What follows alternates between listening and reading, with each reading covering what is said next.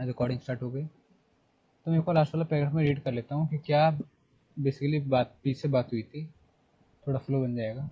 बसेनियो कहता है, in Belmont is a lady which left and she is fair and fair than that word, ठीक है, of wondrous virtues, captured qualities mean sometimes from her eyes I did receive fair species message, okay.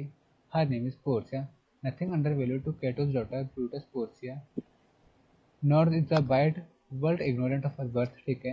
For the four winds blew in from every coast, renowned suitors and her sunny locks hang on her temples like a golden face, ठीक है, उसकी तारीफ कर रहे हैं. Which makes a seat of Belmont Colco's stand, ठीक है, and many Jasons come in quest of her. Oh my Antonio, had I but the means to hold a rival place with one of them, I have a mind passage, Mrs. Thrift, that I should questionlessly fortune. कुछ नहीं, वो यहाँ पे basically Antonio ने starting से question पूछ लेता कि तुमने मुझे प्रॉमिस किया था कि तुम मुझे यहाँ पे आके इस लड़की के बारे में बताओगे. तो सारे दोस्त चले गए, ग्रेसियोनी वगैरह लॉरेंज वगैरह चले गए, तो बसेनो एंटोनियो अकेले रह गए. तो बसेनो भी अपने मन का दोस्त सब कह रहा है, सीक्रेट एक्सप्रेस वो ओपन कर रहा है. तो बताया है कि ऐसे एक लड़की है पोर्सिया, बेलमाउंट की रहती है, काफी रिच है. उसकी थोड़ी तारीफ कर दी कि उसके माथे पर ये चीज लगी रहती है, एकदम मुकुट जैसी लगती है. और जो उसकी जो लोकेशन है बेसिकली जो बेलमाउंट है वो ऐसे टाउन के लेक के चारों तरफ है, जो काफी अच्छा लगता है.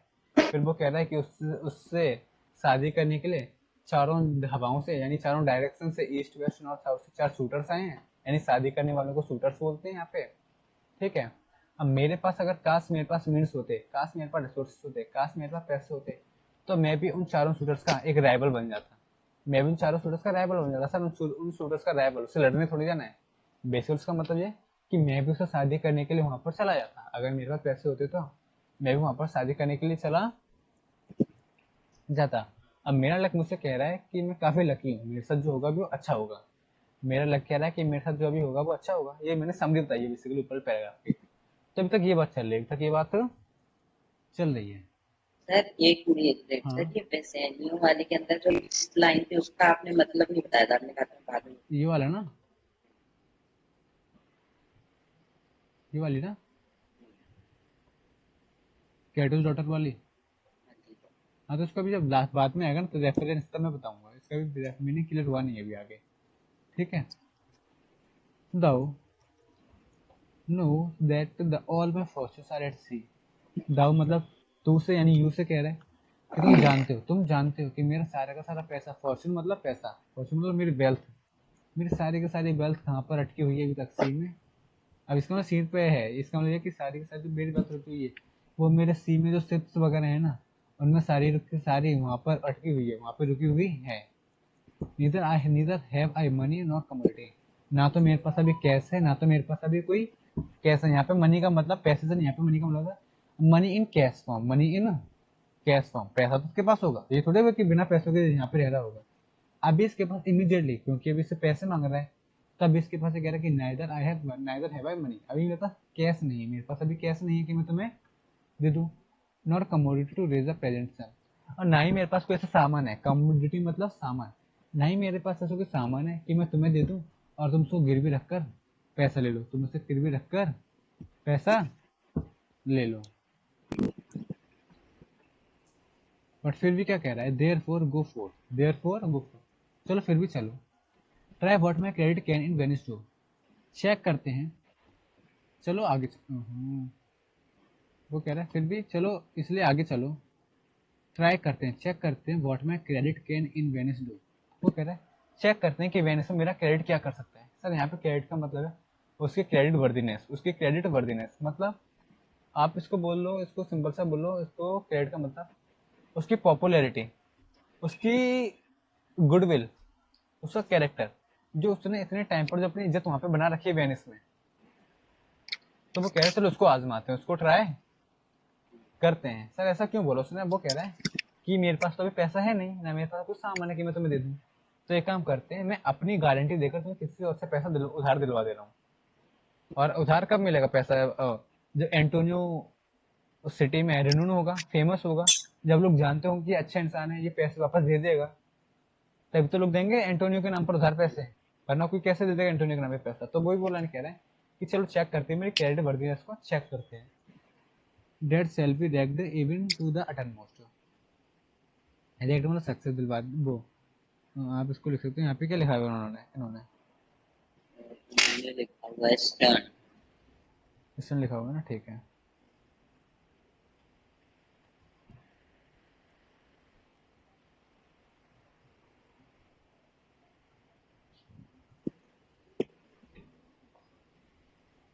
टू द अटरमोस्ट है ना, एक तो रैक्ड का मीनिंग आपको बताना होना चाहिए, और टू द अटरमोस्ट। अटरमोस्ट का तो मैंने लिखो पहले तो।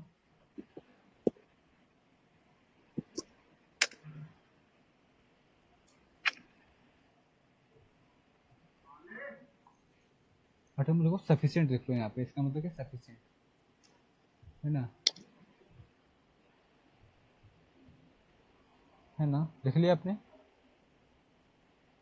हाँ जी।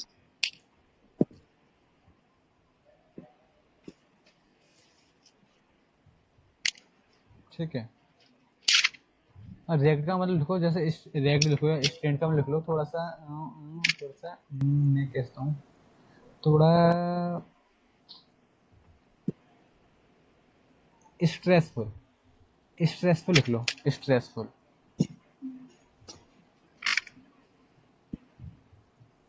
मतलब कह रहा है चलो अब ट्राई करते हैं, मैं लक आजमाते हैं। थोड़ा स्ट्रेसफुल होगा, थोड़ा स्ट्रेसफुल होगा, थोड़ी सी परेशानी तो होगी, थोड़ी सी परेशानी तो होगी। अब ये जो पहुंचेगा ना, मतलब यहीं से ट्विस्ट आ जाता है। अब ये जो पैसा धार जो लेता है ना, वो जिस पर्सन से लेता है, वो पर्सन तो सैलो, जो इस प्ले का बहुत इंपॉर्टेंट कैरेक्टर है। यहाँ पर इसने जो लाइन बोली है ना, अगर ये लाइन नहीं बोलता तो ये प्ले नहीं बन पाता। इस लाइन की वजह से केवल to try try what my credit can do, ये चल क्यों नहीं रहा है? इस लाइन से ना पूरी पोइम, पूरी प्ले का सीन ही चेंज हो जाएगा। तो वो कह रहा है कि मैं चलो हम ट्राई करते हैं, मतलब लक आजमाते हैं, मेरी क्रेडिट वर्दीनेस चेक करते हैं। ठीक है, ये थोड़ा हम ढूंढेंगे कौन पैसा धर देगा कौन पैसा नहीं देगा, थोड़ा स्ट्रेसफुल रहेगा, थोड़ा स्ट्रेसफुल रहेगा, लेकिन तुम्हारा काम हो जाएगा, लेकिन तुम्हारा काम हो जाएगा, लेकिन तुम्हारा काम हो जाएगा, डोंट वरी, डोंट वरी। ये यहाँ तक ये कह देता है। अब आई थिंक एक्ट 2 में ये बिल्कुल ही उससे स्टार्टिंग कर देंगे आपकी साइलो। नहीं सर, सर इसमें 3 लाइनें और हैं। इसमें और लाइनें हैं, कहाँ पर जरा मुझे बताओगे आप? एंटोनियो, ये पेज नंबर है आपका 48 सर है, 40, 8 है ना, सर 45 है, 48 पे है। ये 46 है ना, तो 47 पे ये है, 48 पर ये होगा, 47, 48 कहाँ है आपका? सर 49 पे, 49 पर, 9 पर हूँ मैं। 49 ऐसे ये ऊपर जो लाइन है ना, ये 3 लाइन। नहीं नहीं, ये उसकी नहीं है, हम्म, ये उसकी नहीं है, ये तो इसी का एक्सप्लेनेशन लिखा हुआ है। नहीं नहीं नहीं नहीं सर, 48 पेज पे 3 लाइन और थी। हाँ 48 पे मैं कह रहा हूँ, 48 पे देख रहा हूँ कहाँ है।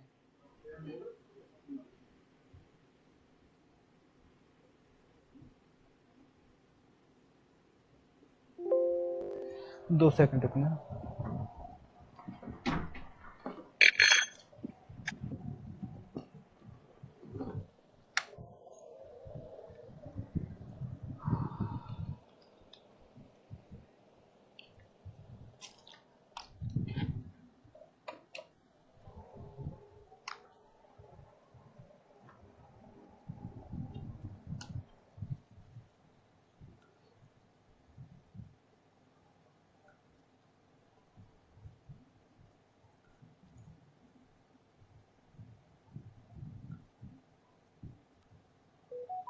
रुको पापा, मैं मोबाइल में इमेज ओपन कर लेता हूँ, यहाँ पे तो शायद पेज है नहीं, मैं मोबाइल में चेक करता हूँ मैं। 40 आपका था ये है ना, यहाँ तक हमने कर दिया।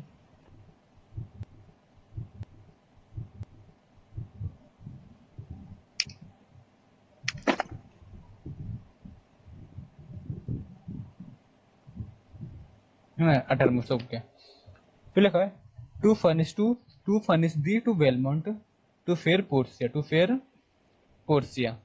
तो वो कह रहा है कि ये जो मैं तुम्हें पैसे तो दिलवा दूंगा, ये काफी मतलब स्ट्रेसफुल रहेगा, ये मेरे लिए जो काम है ये स्ट्रेसफुल रहेगा, क्या परेशान हो जाएंगे पैसे लेते लेते, लेकिन तुम्हारे लिए सफिशिएंट होगा। सफिशिएंट कितना सफिशिएंट होगा? To furnish the to Belmont, यानी तुझे बेलमोंट तक पहुंचाने के लिए, बेलमोंट तक पहुंचाने के लिए ये सफिशिएंट होगा। फर्निश मतलब रीच लिख लेना, फर्निश मतलब लिख लेना रीच, है ना। तुझे और दी मतलब तुझे, ये ऐसे दोस्तों में ऐसे भाषा यूज होती है ना, तुझे तो दी मतलब तुझे, तो तुझे बेलमोंट तक पहुंचाने के लिए, बेलमोंट तक तेरी सुंदर पोर्सा के पास, ब्यूटीफुल पोर्सा के पास पहुंचाने तक के लिए इतना पैसा सफिशिएंट होगा। Go presently inquire so will I, go presently inquire and so will I where money is, and I no question make to have it of my trust or for my sake। ठीक है, basically क्या कह रहा है, चलो चलते हैं, चलो चलते हैं। प्रेजेंटली इंक्वायर, प्रेजेंटली इंक्वायर मतलब क्या, चलो पैसे मांगते हैं इधर उधर, पैसे मांगते इधर उधर, पूछते हैं इधर उधर, पूछताछ करते हैं। ठीक है, ठीक है, फिर कह रहा है, क्या लिखा है, सो विल आई, मैं भी तुम्हारे साथ चलता हूँ, मैं भी तुम्हारे साथ पूछूंगा। सो विल आई मतलब क्या, सो आई विल, मैं भी तुम्हारे साथ पूछूंगा। चलो चलते हैं, पूछते हैं, मैं भी तुम्हारे साथ पूछूंगा। वेयर मनी, इसकी पैसा कहाँ से मिल सकता है, पैसा कहाँ से मिल सकता है।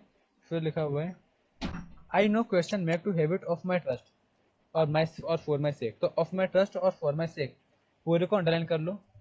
ऑफ माई ट्रस्ट और फॉर माई सेक, इस पूरे का एक ही मीनिंग लिखो, इन माई नेम यानी मैं, ठीक है, लिखो पहले तुमने इसको अंडरलाइन करके लिखो, in my name, in my name.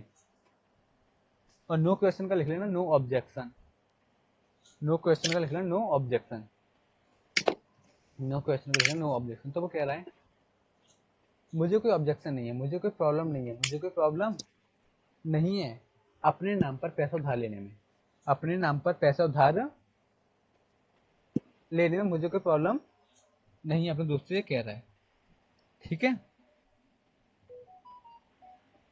और फिर एंटोनियो भी वहां से निकल जाता है, मतलब ये वाला सीन यहाँ पे खत्म हो जाता है, ये वाला सीन यहाँ पे खत्म हो जाता है।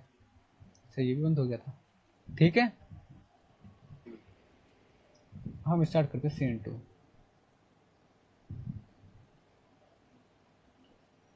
तो हम सीन 2 फिर ऐसे स्टार्ट करते हैं ना, इसी की तरह से, एक्सप्लेनेशन से नहीं, हम ऐसे ही करते हैं। 2 सेकंड रुकना जरा।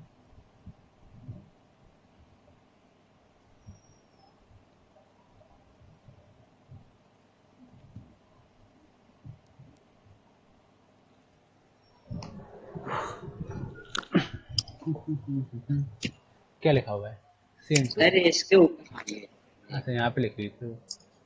चलो पहले मैंने पढ़वा, अब तो आप बताइए आपको। एक्ट 1 सीन 2 थोड़ा पढ़ते हैं, थीम पढ़ते हैं, क्या है बेसिकली इसके अंदर। The scene shift from Venice to Belmont. ओहो, क्या कह रहे हैं, सब वेलमोंट, वेनिस की बात तो बहुत हो गई, वेनिस की बात तो बहुत हो गई। अब इस सीन में जो बात करेंगे वो किसके बारे में बात करेंगे, बेलमोंट की। कहाँ की बात करेंगे, बेलमोंट की। ठीक है, जहाँ पे पोर्शिया रहती है, जहाँ पर पोर्शिया रहती है, ठीक है। Portia expresses her apprehensions about her future to her maid नेरिसा। एक और आया यहाँ पे, एक और आया यहाँ पे, इसको नोट कर लेंगे अभी, नोट करते चलो, मैं बता दूंगा अभी। To her future, about her future, to her maid Nerissa, as is bound to marry a man who chooses the right casket of out of 3 in which her picture is placed. A lottery of caskets are designed by her late father. ठीक है, she does not like any of the suitors who have come to try their luck. She ridiculous all of them. एक ridiculous का meaning लिख लेना, और अगर बीच में से कोई मीनिंग नहीं आता हो ना, वही बता देना मेरे से, वही पूछ लेना, ठीक है। All of them. When Nerissa reminds her of Bassanio, she becomes cheerful and hints at her secret liking for him. Hints at मतलब लिखना, इशारा करना। Thus the scene initiates the casket story, an important part of the play. बहुत अच्छा, ये 3 word तो मेरे को समझ में आए। आप देखो, आपको और किसके पूछने हैं।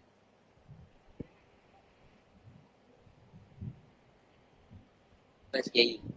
यही है, तो एप्रीहेंशन का मीनिंग लिख लो डाउट।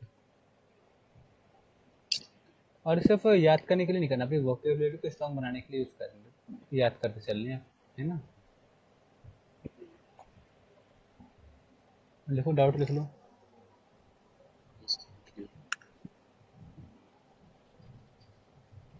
ठीक है। अब देखो रिडिकुलस का मतलब होता है बेहुदा। रिडिकुलस का बेसिकली मीनिंग क्या होता है हिंदी में? बेहुदा। क्या होता है? बेहुदा। तो बेहुदा हम किसको कब बोलते हैं? उसका मजाक उड़ाते हैं, तो उसका एक तरह से मीनिंग क्या होगा? मजाक उड़ाना, लाफ एट। लाफ एट, मजाक उड़ाना। लाफ एट है ना, तो लाफ का मतलब हंसना नहीं है, यहाँ पे लाफ एट लिखवा रहा हूँ मैं, लाफ एट। तो लाफ एट का मतलब क्या होता है? हिंदी में लिख लेना, मजाक बनाना, मजाक बनाना, मजाक उड़ाना, कुछ भी है ना, लाफ एट। हिंट सेट मतलब इशारे करना, हिंदी में लिख लो इशारे। हिंट एट का मतलब क्या है? इशारे, है ना।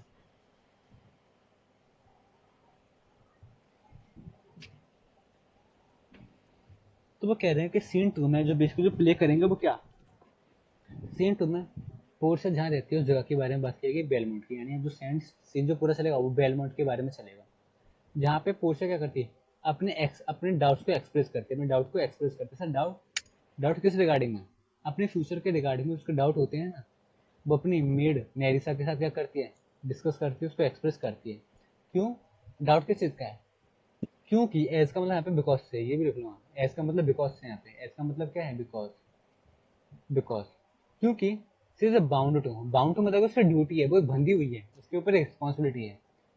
She is bound to marry a man, वो बंधी हुई है किसी वजह से, किसी वजह से रिस्पॉन्सिबल है कि वो उसी इंसान से शादी करेगी। Mary a man who chooses, जो एक सही कास्केट चूज करेगा। तीन तरह की कास्केट है। कास्केट सीन बहुत इंपॉर्टेंट सीन है, मुझे ये नहीं पता कि वो सीन 2 है या सीन 3 है, मेरे को नंबर नहीं पता। पर अगर ये कास्केट वाला सीन है तो बहुत इंपॉर्टेंट सीन है, ध्यान रखना। चलिए नहीं। हाँ, अभी मेरे को ध्यान नहीं कौन सा वाला है ये, नंबर मुझे ध्यान नहीं। तो उसको 3 कास्केट में से ना एक कास्केट चूज करनी होती है। मतलब क्या होता है, इसके फादर जो होते हैं ना, पूछा के लेट फादर जो होते हैं, वो ये थीम डिजाइन करके गए थे। उन्होंने कहा था कि मेरी बेटी पोर्शा से शादी वही करेगा जो एक चैलेंज पार कर पाएगा। वो चैलेंज क्या था? उन्होंने कहा कि मैं 3 तरह की कास्केट लाऊंगा, 3 तरह की लाऊंगा कास्केट, और उनके अंदर अपनी बेटी की, उन 3 में से किसी एक में क्या रख दूंगा मैं? उसकी एक पेंटिंग रख दूंगा, उसकी एक क्या रख दूंगा? पेंटिंग रख दूंगा, उसकी एक पिक्चर रख दूंगा। और जितने भी शूटर्स आएंगे उनको दूर से देख के बताना है कि किस कास्केट के अंदर पेंटिंग है, किस कास्केट के अंदर पेंटिंग। जो सही बताएगा उससे उसकी शादी हो जाएगी, उससे उसकी शादी हो जाएगी। तो ये चीज़, जो सिस्टम जो था डिजाइन किसने किया था? उनके फादर ने किया था। He does not like any of the suitors who have come to try their luck. जितने भी लोग वहाँ पे उससे शादी करने के लिए आए थे, उसको इनमें से कोई भी पसंद नहीं आया। In fact she ridicules all of them, वो उन सभी का क्या उड़ाती है? मजाक बनाती है। वो उन सभी पे क्या करती है? हंसती है। उन सब पे क्या करती है? हंसती है। But when Nerissa reminds her of Bassanio, जैसे नेरिसा उसको बसेनो के बारे में याद दिलाती है, शी बिकम्स चीयरफुल, वो काफी खुश हो जाती है। And hits at her secret liking for him, और उसको इशारा करके वो बताती है कि वो उसको सीक्रेटली लाइक करती है, कि वो उसको सीक्रेटली क्या करती है? लाइक करती है। वो उसको इशारा करके बताती है कि वो उसको लाइक करती है। This scene initiates the casket story. अब इस सीन के अंदर कास्केट स्टोरी स्टार्ट होगी, और जो क्या है, एक इंपॉर्टेंट पार्ट है प्ले का, एक इंपॉर्टेंट पार्ट है प्ले का। तो यहाँ पर भी हम वही काम करेंगे। सबसे पहले इसके मेरे को वर्ड मीनिंग भी आपको सेंड कर रहे हैं, तो वो तो हम कर ही लेंगे। तो सबसे पहले इसमें मैं वही करूँगा, पहले पढ़ूंगा, फिर वर्ड मीनिंग मार्क कराऊंगा, फिर बाद में एक्सप्लेनेशन पढ़ाऊंगा, ठीक है, 3 स्टेप में। तो पोर्सिया कहती है, by my truth, B my truth. Truth का मीनिंग पता ही नहीं होगा, तो लिख लेंगे भी सभी का meaning. By my troth Nerissa, my little body is aweary, my little body is aweary. Sir कैसी मीनिंग है ये? ओरी मतलब क्या होता है? Of this great world, of this great world. I think ओवली का मीनिंग तो यहाँ पे लिखा होगा। पर्सनल रीजन टायर्डनेस, हाँ टायर्डनेस सही लिखा है। चलो ये तो ठीक है। नेरिसा कहती है, you would be sweet madam if your miseries were in the same abundance as your good fortunes are. ओहो क्या अच्छी लाइन लिखी है। You would be sweet madam if your miseries were in the same abundance as your good fortunes are. Miseries का मतलब पता है? Problem. ठीक है, तो कोई दिक्कत नहीं। अबंडेंस मतलब? मतलब बहुत सारा। हाँ, बहुत ज़्यादा क्वांटिटी में होना। और फॉर्चून्स मतलब यहाँ पे फॉर्चून मतलब यहाँ पे क्या है? पैसा या फिर लक? Good luck. नहीं, यहाँ पे फॉर्चून का मतलब पैसे से है। यहाँ पे लक की बात नहीं हो रही, यहाँ पे किसकी बात हो रही है, पैसे की। आप लक से भी कह सकते हो, लेकिन मेरे ख्याल से यहाँ पे लक से नहीं है, यहाँ पे इसका मतलब क्या है, पैसे से ही। हाँ पैसे से ही है, यहाँ पे फॉर्चून का मतलब क्या है, पैसे से। और सॉरी मैं गलत ही बोल गया, शायद नहीं, 101% इसका मतलब लक से ही है, वो सॉरी पैसे से ही है 101%। सर 101% की श्योरिटी कहाँ से आई? फॉर जो लक होता है ना, लक, क्या आप उसको काउंट कर सकते हो क्या? क्या लक को काउंट कर सकते हो? नहीं तो वहाँ पे सिंगुलर प्लूरल का तो कोई सवाल ही नहीं उठता, वहाँ पर तो सिंगुलर प्लूरल का तो सवाल ही नहीं उठता। अगर यहाँ पे सर, मेरे हिसाब से इसका मतलब लक से ही है। नहीं, यहाँ पे लक से नहीं है, पैसे से है। अगर लक ही अच्छा होता तो आपको लगता है कि वो प्रॉब्लम में होती? फिर आप सेंटेंस भी अगर आपको लैंड का सेंटेंस बनाना है तो हमें इसको सिंपल से मीनिंग क्या करें, क्या बहुत बड़े सिचुएशन में होती है मैडम, नेट से कह रही है आप बड़े सिचुएशन में होती हैं अगर आपकी प्रॉब्लम उतनी ज़्यादा होती है जितना ज़्यादा आपका लक है। ये सेंटेंस आपको ज़्यादा सही लग रहा है, या फिर अगर आप ये बोलो कि मैडम आप बहुत सही सिचुएशन में होती अगर आपकी प्रॉब्लम,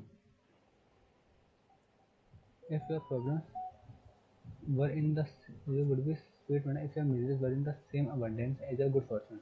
वो कह रहा है आपकी प्रॉब्लम खत्म हो जाती, मतलब उतनी were in the same abundance as your good fortune. देखो देखो तो कुछ और ही भूल गया। वो ये कह रहा है कि आपकी प्रॉब्लम का फुल फॉर्चून मीन्स अगर बराबर होते हैं। नहीं नहीं, इसका मीनिंग चेंज जाएगा पूरे का, अगर मैं इसका ये मीनिंग निकालूंगा, 2 मिनट रुको जरा। चलो एक बार मीनिंग लिख लेते हैं, मैं आपको बताता हूँ फिर। और देखते हैं, and yet for out, out का मीनिंग आपको दिया गया already. And for anything I see there as say that in excess, अरे ये क्या कर दिया मैंने, that in excess with too much as that star with nothing. Star का तो लिखवा दूंगा, यहाँ पे लिखा नहीं है, with nothing. It is no mean happiness, it is no mean happiness therefore to be seated in the name. चलो ठीक है, superfluity, excess comes sooner by white hairs, but competency lives longer। अब देखो मेरे को एक वर्ड का meaning तो मेरे को भी चेक करना है ये वाला।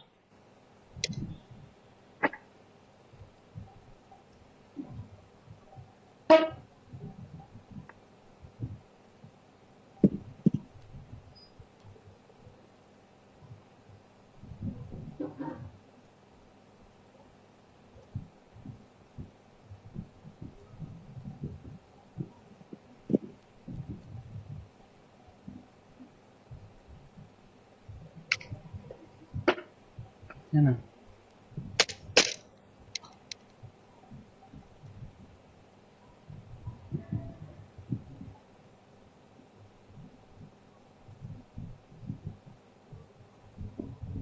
दो सेकंड रुकना, कहाँ गया ये?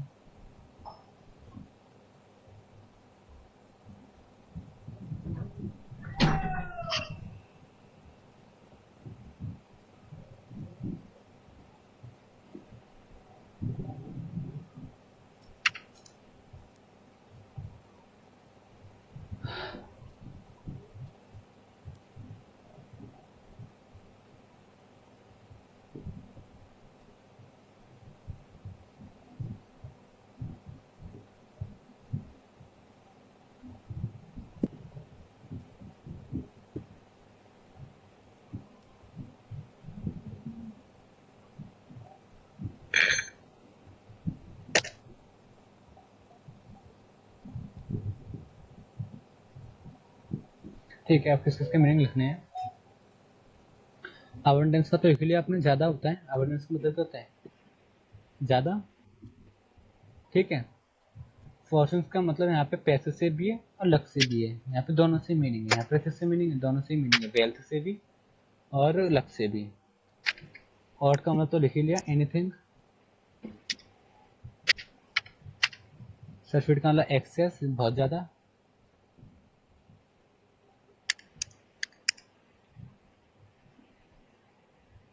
ठीक है, दे स्टार विद नथिंग, है ना। स्टार का लिख लो सफर, स्टार का मतलब लिख लो सफर, परेशान होना। सफर मतलब किसी भी चीज को प्रॉब्लम को फेस करना, सफर। सर स्टार का मतलब वो नहीं होगा, मतलब भूख भूख में सफर भूखा में। मत समझिए ना, नहीं नहीं वो मत समझना। यहाँ पे स्टार्स का मतलब है सफर करना, किसी प्रॉब्लम से सफर करना, ठीक है। और किसका लिखवाना है, हैप्पीनेस तो हो चुका, टू बी शेड्यूल्ड मीन, ठीक है, ये होगा। सर सुपर ऊपर फ्लूइडिटी, एक। हाँ ऊपर भी है, ठीक है। सुपर फ्लूइडिटी आपका यहाँ पे लिखा ही हुआ है, एक्सेस कम सुनने का वाइट हेयर्स, वाइट हेयर्स का मैं बता दूंगा, वाइट हेयर्स का लिख लो ओल्ड, वाइट हेयर्स का लिख लो ओल्ड है ना, बट कॉम्पिटेंसी का आपको मेरे के लिए बताइए। एक ऊपर था ट्रूथ, ट्रूथ का मतलब क्या हो गया, ट्रूथ का मतलब आप लिख सकते हो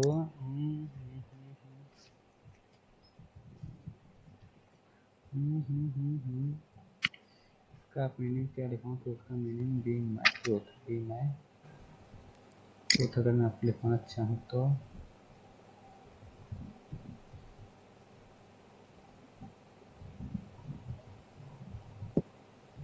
बॉडी नहीं, बी माय ट्रूथ का मतलब ये मत लिखो, बॉडी नहीं,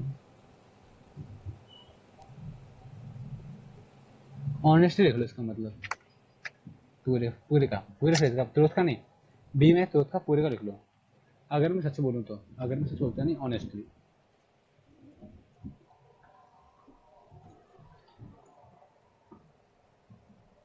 ऑनेस्टली लिख दिया। ऑब्वियसली का टायर्डनेस लिख लो, टायर्ड, ठीक है। ऑब्वियसली है जो भी है ये। Good sentences and well pronounced, good sentences and well pronounce का इस पूरे लाइन का मीनिंग बता देता हूँ मैं आपको।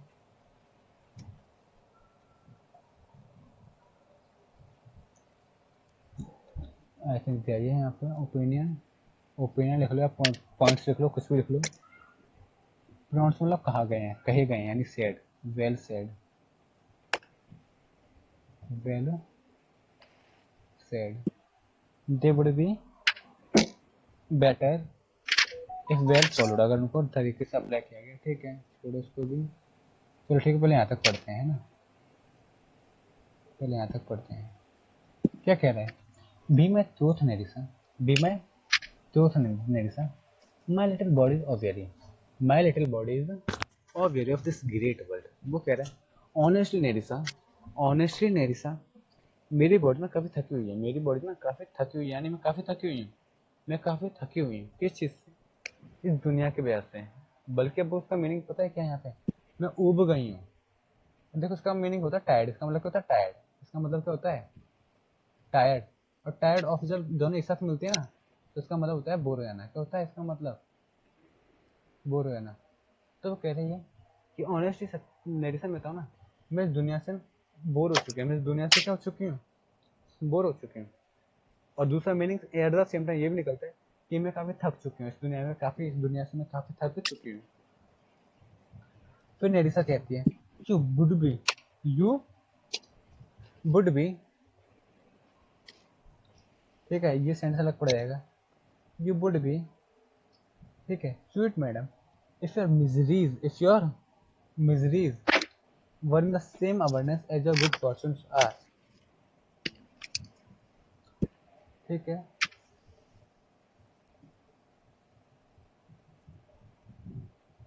ठीक है ना, and yet for aught I see they are as sick that an excess but too much as that is starve with nothing. क्या कह रहा है बेसिकली यहाँ पे, अब यहाँ पे वुड बी का मतलब ना ऐसे पढ़ाएगा, यू वुड बी ऑब्वियसली, उसको प्रोनाउंस करें ऑब्वियसली, जब उसको प्रोनाउंस करेंगे तो वो कह रहा है हाँ मैडम, आप थकी हुई होंगी, आप थकी हुई होंगी, आप थकी हुई होंगी। यहाँ पे समझ, यू वुड बी स्वीट नहीं, वो अलग से पढ़ाएगा, यू वुड बी, हाँ आप थकी हुई होंगी, आप थकी हुई होंगी, क्योंकि if you had, if your miseries were in the same awareness, मतलब क्या, अगर आपका प्रॉब्लम्स बोलो मिजरीज को, बैड लक बोलो इसको, या प्रॉब्लम बोलो, प्रॉब्लम बोलो या बैड लक बोलो, तो कह रहे अगर आपकी प्रॉब्लम या बैड लक ज़्यादा होती, मतलब कह रहे अगर आपकी जो बैड लक होती है ना, और जो प्रॉब्लम होती है, अगर वो कम होती है किससे, फॉर्च्यून से, आपके वेल्थ से, या फिर आपके लक से। अब मैं लक तो बार बार यहाँ पे नहीं बोलना चाहूँगा, मैं वेल्थ ही बोलना चाहूँगा,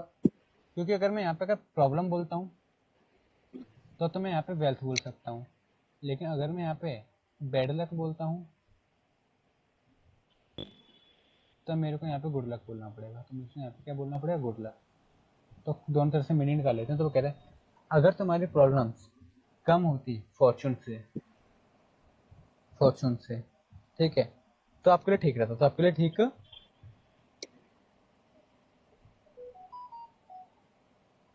नहीं नहीं, सही तो लिखा हुआ है यहाँ पे, बिल्कुल मैं गलत बोला था। वो कह रहा है हाँ मेरी सा कह दिए कि हाँ आप थकी हुई होंगी अगर आप थकी हुई पता है कब होंगी, अगर आपकी प्रॉब्लम्स ज्यादा हैं, अगर आपकी प्रॉब्लम्स क्या है, ज्यादा हैं, अगर आपकी प्रॉब्लम्स क्या है, ज्यादा है, किससे, आपके फॉर्चून से।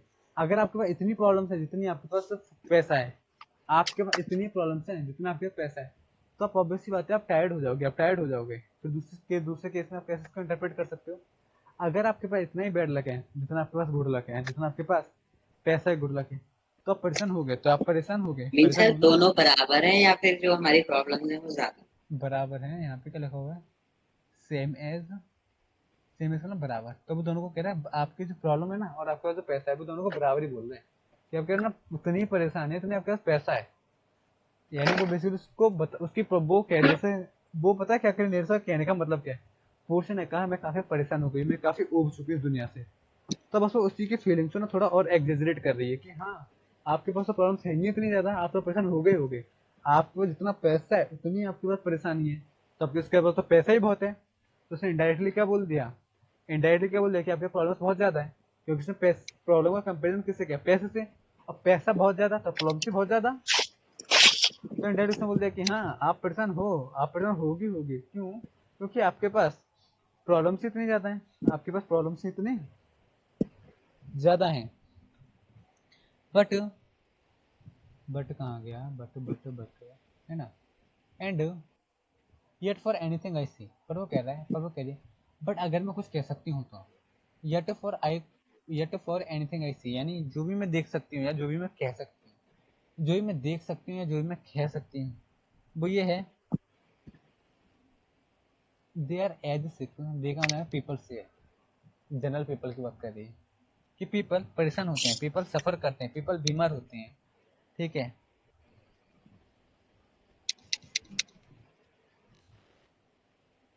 लिखा ये लिखो पूरे का मीनिंग, दे आर ऐसे देर सरफिट, यानी जिसके पास ज्यादा होता है, यानी people with too much,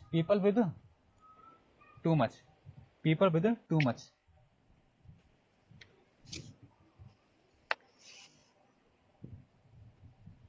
people with too much suffer as much, suffer as much suffer as much, है ना। अब इसका मतलब क्या लिखोगे, they that starve with nothing, यानी पीपल विद नथिंग, यानी जिन लोगों के पास ज्यादा होता है वो ज्यादा सफर करते हैं एज कम्पेयर टू जिन लोगों के पास कुछ नहीं होता। तो नीचे वाले का मतलब पीपल विद नथिंग, ऊपर वाले का people with access, people with too much, people with too much. तो वो कह रहा है कि जहां तक मैं देख सकती हूँ, जहां तक मैं बोल सकती हूँ, जहां तक मेरा एक्सपीरियंस है, जिनके पास ज्यादा होता है ना वो ज्यादा सफर करते हैं, जिनके पास ज्यादा होता है वो ज्यादा सफर करते हैं as compare to people with nothing, as compare to people with nothing, यानी जिनके पास कुछ नहीं होता उनके पास प्रॉब्लम्स भी कम होती है, और जिनके पास ज्यादा होता है उनके पास उतनी ज्यादा प्रॉब्लम्स होती हैं। It is no mean happiness therefore, इसीलिए इसीलिए अगर आपको हैप्पी रहना है, अगर आपको हैप्पी रहना है तो आप क्या करो, मतलब वो कह रहा है हैप्पी रहने का बीच में तो कोई सॉल्यूशन नहीं है, आप इन दोनों के बीच में, मतलब इसको मैं क्या बोलूँ, इसको सिंपल सा लिखो, नो मीन को लिख लो बेस्ट लिख लो, नो मीन का मीनिंग चेंज कर लो, यहाँ पे नो मीन को लिखो बेस्ट वे, बेस्ट वे। तो वो कह रहा है तो सबसे बढ़िया तरीका है हैप्पीनेस रहने का, तो सबसे बढ़िया तरीका है रहने का वो क्या है, कि आप ना बीच में बैठे हो, उसे बीच में एक चेयर लगा रहे हैं क्या, आप बीच में बैठे हो, बीच में बैठे हो, मीन मतलब बीच में, मिडिल में, आप बीच में बैठे हो, मतलब क्या इसके बीच में कहने का, ऊपर वाली लाइन को ऊपर वाली लाइन पे वापस आना पड़ेगा। वो कह रहा है इन दोनों के बीच में, यानी ना तो आपके पास ज्यादा बहुत ज्यादा होना चाहिए, नहीं आपके बहुत कम होना चाहिए। इंसान के पास जो भी रिसोर्सेज होने चाहिए एक लिमिटेड अमाउंट में होना चाहिए, वो कितने अमाउंट में होना चाहिए, एक लिमिटेड अमाउंट में। ये ना तो आपके पास ज्यादा पैसा होना चाहिए और ना ही बहुत कम, ना ही बहुत कम, एक नॉर्मल लेवल में होना चाहिए। यही एक तरीका है खुश रहने का। ना तो आप ज्यादा कमाने के पीछे भागो, ना ही बिल्कुल ही गरीब रह जाओ। आप एक नॉर्मल अमाउंट कमाने की कोशिश करो, यही एक तरीका है, यही एक तरीका है खुश रहने का। ठीक है, काफी ज्ञान वाली बात कर दी इसने। बट क्या कह रहा है, superfluidity come sooner by white hair but competency lives longer. बहुत बड़ी बात लिख दी उसने। क्या कह रहा है, वो कह रहा है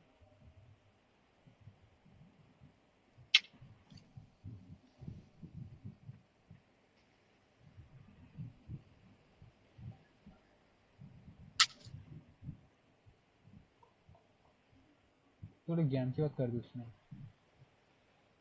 थोड़ी नहीं बहुत ज्यादा कर ही रही है ये बेसिकली। यहाँ पे क्या कह रहा है, क्या कह रहा है, superfluidity comes sooner by white hairs, by white hairs.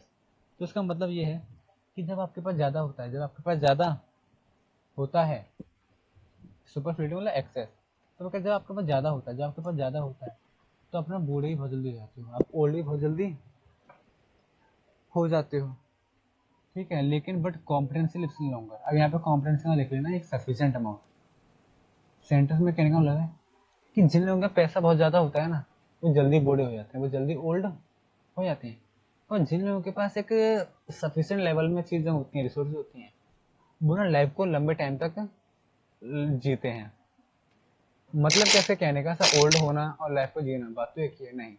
कहने का मतलब है कि जिसके पास पैसे होते हैं, वो बस उसके एज बढ़ती जाती है, वो बस टाइम स्पेंड करता रहता है, वो लाइफ में एंजॉय नहीं करता। लेकिन जिसके पास नॉर्मल अमाउंट में एक सफिशिएंट जितनी नीड है उतने ही पैसे होते हैं, तो वो लाइफ को एंजॉय करते हुए चलता है, वो लाइफ को एंजॉय करते हुए चलता है। तो ऐसा इसको ज्ञान कह रही है, कोर्स कह रही है। गुड पॉइंट्स, बिल्कुल सही बात है और बहुत सही कही गई है, एंड वेल प्रोनाउंस्ड। बिल्कुल सही बात है और बिल्कुल सही कही गई है, बिल्कुल सही बात है और बिल्कुल सही कही गई है। यानी उसको ही पता है ज्ञान की बात है, वो भी कह रही है। अब वो कह रहा है, नेरिसा कह रही है, they would be better if well followed. वो कह रहा है जिन लोगों को अगर बेटर पोजीशन में रहना है तो उन्हें उनको अच्छे से फॉलो करना पड़ेगा। तो वो कह रहा है कि अगर लोग उसको अच्छे से फॉलो करें, नेरिसा कह रही है, अगर लोग इन बातों को अच्छे से फॉलो करें तो वो काफ़ी बेटर सिचुएशन में रह सकते हैं, वो काफ़ी फायदे में रह सकते हैं। तो यहाँ पे जो अच्छा था वो बेसिकली ये वाला पैराग्राफ था, और तो सब इजी थे। और से फिर क्या कहती है, if it do were as easy as to know what were good to do, shepherds had been churches and poor men's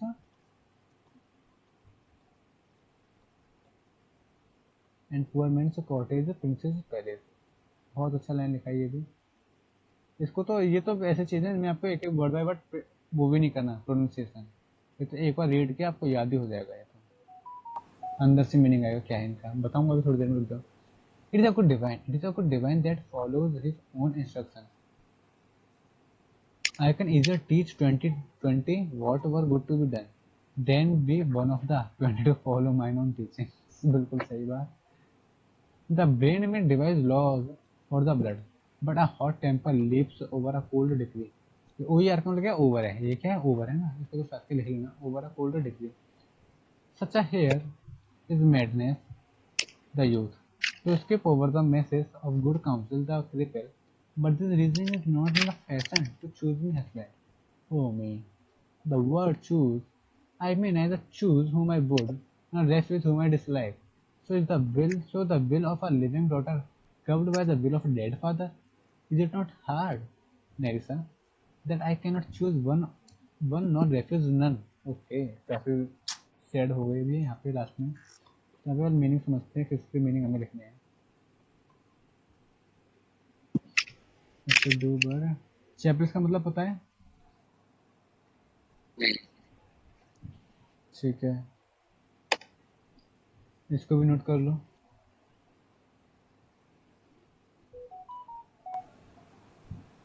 note कर लिया?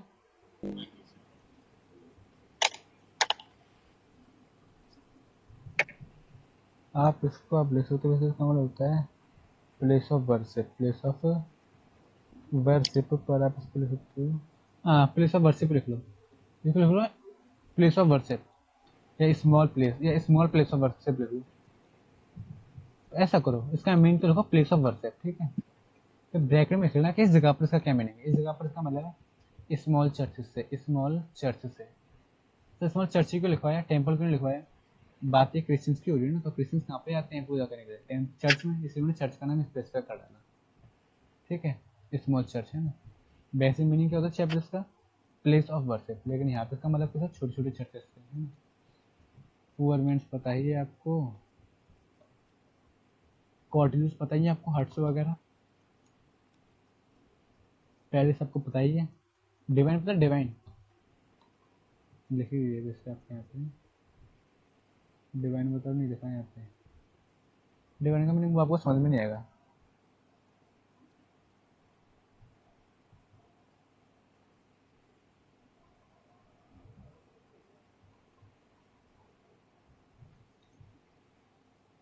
डिवाइन का मीनिंग लिखाऊँ मैं आपको यहाँ पे, क्या होगा डिवाइन का? देखो एक तो मीनिंग होता है, लेकिन आपको वो लिखवाता हूँ जो यहाँ पे मीनिंग है। 2 सेकंड रुकना है, यहाँ पे मीनिंग अगर मैं आपको इंग्लिश में लिखवाना चाहूँ तो पंडित लिखूँ? पंडित तो नहीं आएगा। It is a good divine that follows his.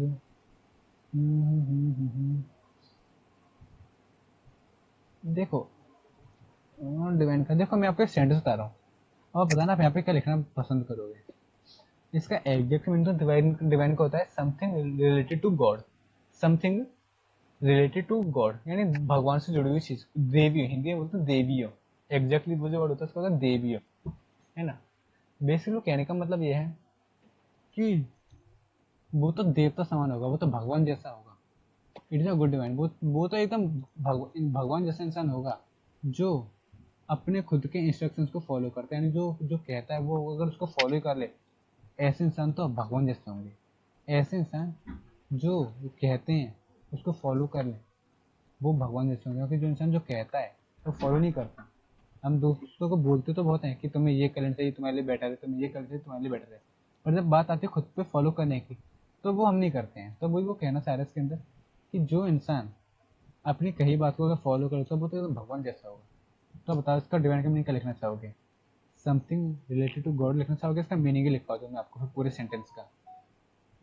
कैसे लिखा पूरे सेंटेंस में ये? पूरे सेंटेंस का ये सेंटेंस वो लिखवा दूंगा ना, इंटरप्रिटेशन आप। ठीक है, तो मैं उसको वैसे कर लेता हूँ। I can easier teach 20 whatever go to be done then be one of the 20 to follow my own teaching। यहाँ तो कुछ है नहीं आपको लिखवाने वाला। द बिन में डिवाइस, डिवाइस का मतलब पता है? DEVIS। नहीं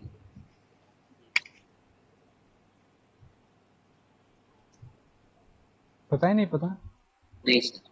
नहीं? पता लिखो उसको, क्रिएट करना बनाना, क्रिएट करना बनाना।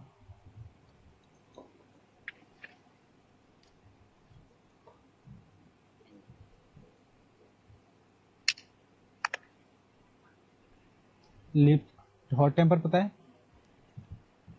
सर मतलब short temper sir, but temper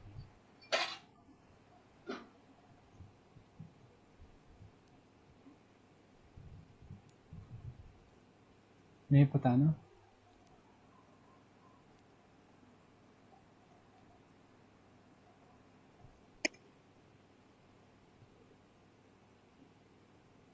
तो आप इसको लिख सकते हो। हॉट टेम्पर का मीनिंग आप लिख सकते हो जस्ट लाइक शॉर्ट टेम्पर लिख लो। शॉर्ट टेम्पर देखो क्या होता है, शॉर्ट टेम्पर मतलब है जल्दी गुस्सा हो जाना, जी सर। ठीक है। लेकिन हॉट टेम्पर मतलब होता है जल्दी गिव अप कर देना। One who give up too easily, one who give up too easily,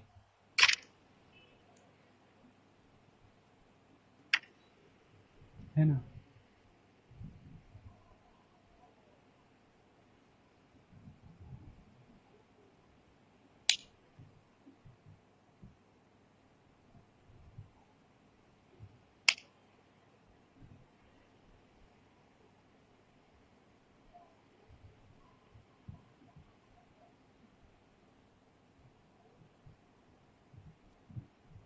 लिख लिया आपने?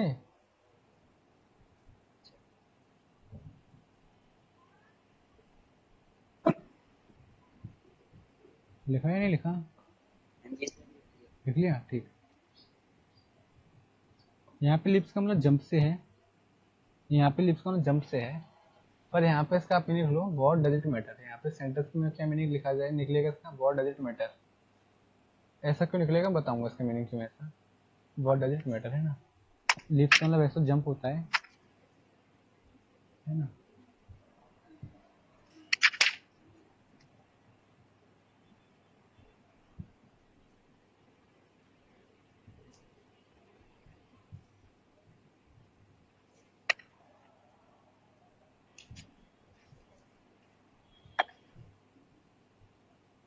ठीक है, हेयर का मतलब लिखो, डिग्री का भी इसे लिखना है। डिग्री का मतलब ऐसा यहाँ पे दिया हुआ है, डिग्री का मतलब यहाँ पे दिया हुआ है, नहीं दिया हुआ थर्ड में लॉ दिया हुआ है ना, रूल्स, ठीक है। लॉ लिखो, रूल्स लिखो, कुछ लिखो। यहाँ पे हेयर का मीनिंग लिखो। आप गैस कर सकते हो हेयर का मतलब क्या है।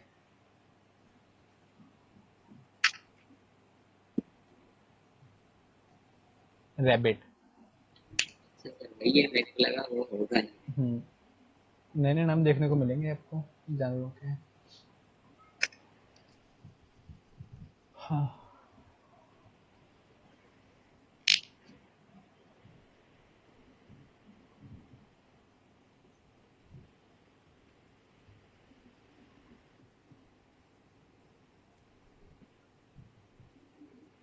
तो इसके ऊपर डिग्री कोड रूल्स हो गए। Methods of old council good council लिख लो आप। मैसेज का मीनिंग उसने दिया है आपके बुक में, क्या दिया है इन्होंने, नेट दिया है इन्होंने। आप नेट मत देखो, आप मैसेज का लिख लो।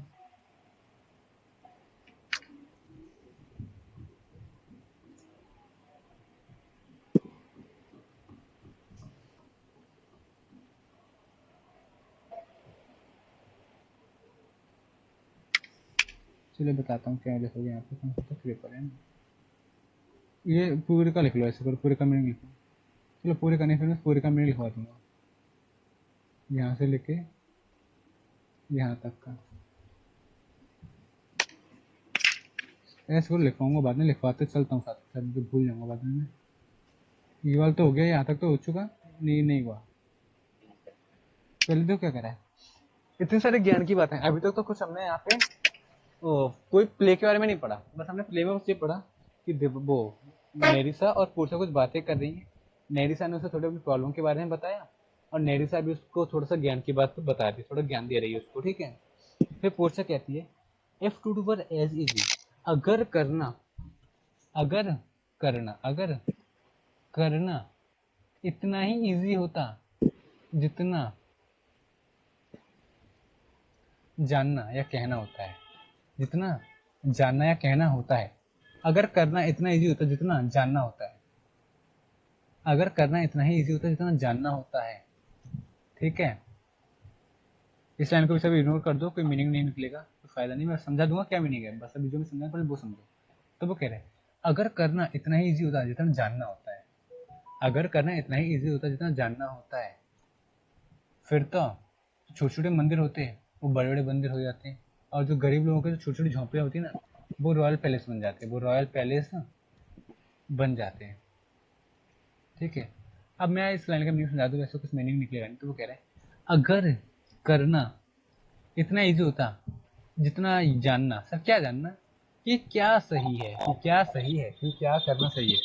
अगर हमें ये, अगर करना इतना ही इजी है जितना ये जानना कि क्या हमें करना चाहिए, तो हम जो हमारे छोटी छोटी चीजें होती है, मतलब वो फ्रेज कह रहे हैं कि अगर सिर्फ जानना ही सफिशिएंट होता, अगर जानना ही सफिशिएंट होता, तो छोटे छोटे मंदिर ही क्या बन जाते, बड़े बड़े मंदिर बन जाते, जो छोटे जो गरीब लोग होते वो अमीर बन जाते, ठीक है। पर ऐसा नहीं है, बट ऐसा रियल में नहीं है, बट ऐसा रियल में नहीं है। It is a good divine that follows his own instruction, मतलब जो इंसान अपनी बातों को मान ले और उनको फॉलो भी कर ले। तो फॉलो लाइन कहाँ से आ रही है, फॉलो लाइन का रेफरेंस आ रहा है यहाँ से, यहाँ से, कहाँ से, कहाँ से, कहाँ से, यहाँ से। नेट से कह रहे ना कि लोगों की जिंदगी बन जाए अगर वो अपनी बातों को फॉलो कर ले, अगर वो प्रिंसिपल्स के दूसरों के प्रिंसिपल को फॉलो कर ले। तो वो कह रहे हैं कि इंसान अगर दूसरों के रूल्स क्या होता है, अगर वो अपने खुद के, वो अगर वो अपने खुद के, अगर वो अपने खुद के क्या कर ले, इंस्ट्रक्शंस फॉलो कर ले, खुद के अगर वो अपने इंस्ट्रक्शंस फॉलो कर ले, तो अभी तो ऐसे देव आत्मा, ऐसे भगवान जैसे लोग तो बहुत ही, मतलब वो तो इंसान भगवान जैसे ही होगा। फिर वो कह रहा है, I can easier teach 20, I can easier teach 20 what are good to be done, यानी मैं बता सकता हूँ 20 बातें जो सही है करने के लिए, जो करनी चाहिए, जो क्या है सही है करने के लिए। बट अगर मेरे से कहा जाए then be one of the 22 follow my own teaching. But अगर मेरे से ये कहा जाए, बट मेरे से अगर ये कहा जाए कि उन 20 में से कोई एक काम मैं कर लूँ, तो नहीं हो पाएगा, तो नहीं हो पाएगा। ये अब कौन कह रहा है? ये कह रही है आई थिंक आपकी पोर्स है। ये कौन कह रही है? आपके पोर्स है। तो पोर्स कह रही है, इन पोर्स भी कह रही है ये कहना आसान है। बेसिकली उसका मतलब क्या है? ये कहना आसान है, करना मुश्किल है।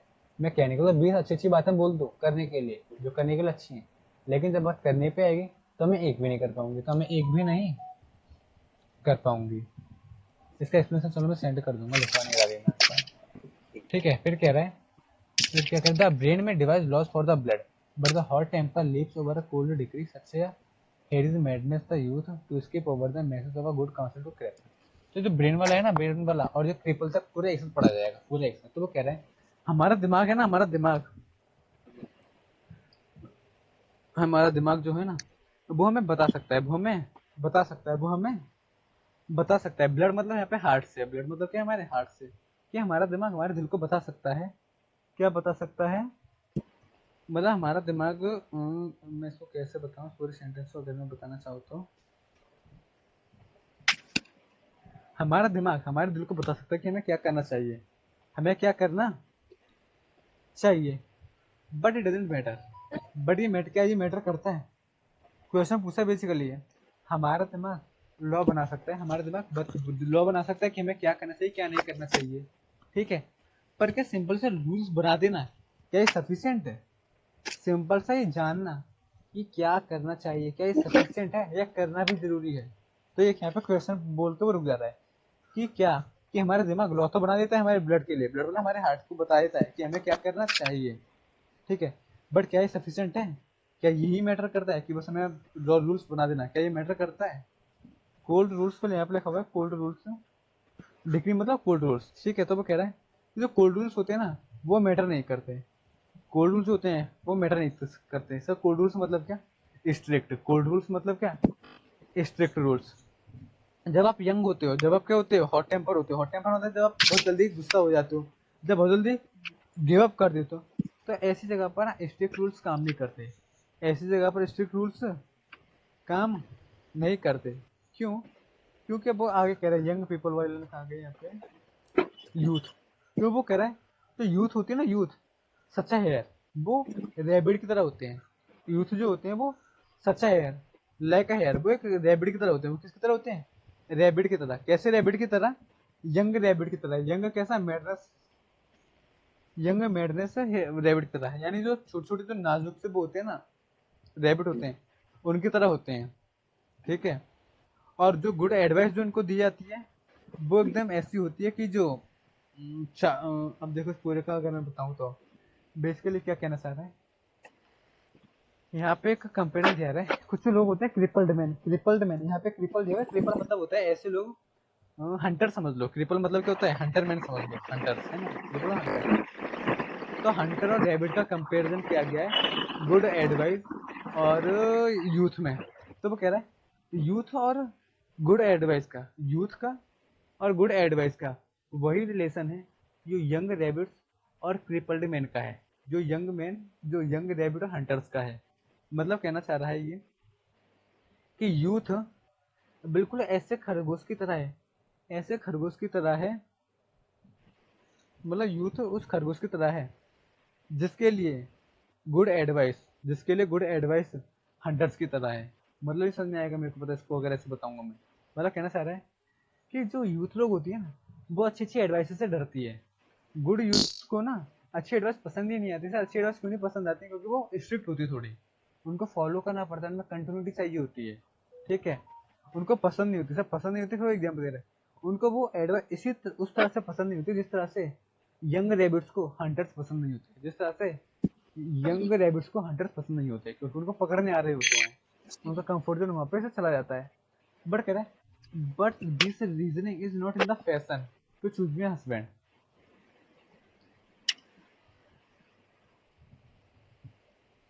ठीक है, फिर वो कह रही है अगर मैं इस तरह से सोचूंगी, अगर मैं इस तरह से सोचूंगी, अगर मैं इस तरह से सोचूंगी, रीजनिंग मतलब कि अगर मैं इस तरह से लॉजिक लगाऊंगी, मैं इस तरह से सोचूंगी, तो it is not the fashion to choose me husband, यानी वो कह रहा है ये कोई तरीका नहीं है, ये कोई तरीका नहीं है, ये कोई तरीका नहीं है। किस चीज का तरीका नहीं है? हाँ, मेरे लिए मेरे हस्बैंड को चूज करने का ये कोई तरीका नहीं है, ये कोई तरीका नहीं है। ठीक है, फिर कहती है ओ मी, आपने ऊपर थोड़ा दया खाते हुए कहती है O the word choose, I mean as choose हूँ मैं बोल, वो कह रहा है ओ वर्ड चूज, ये कैसा वर्ड है चूज, ये वर्ड कैसा वर्ड है चूज।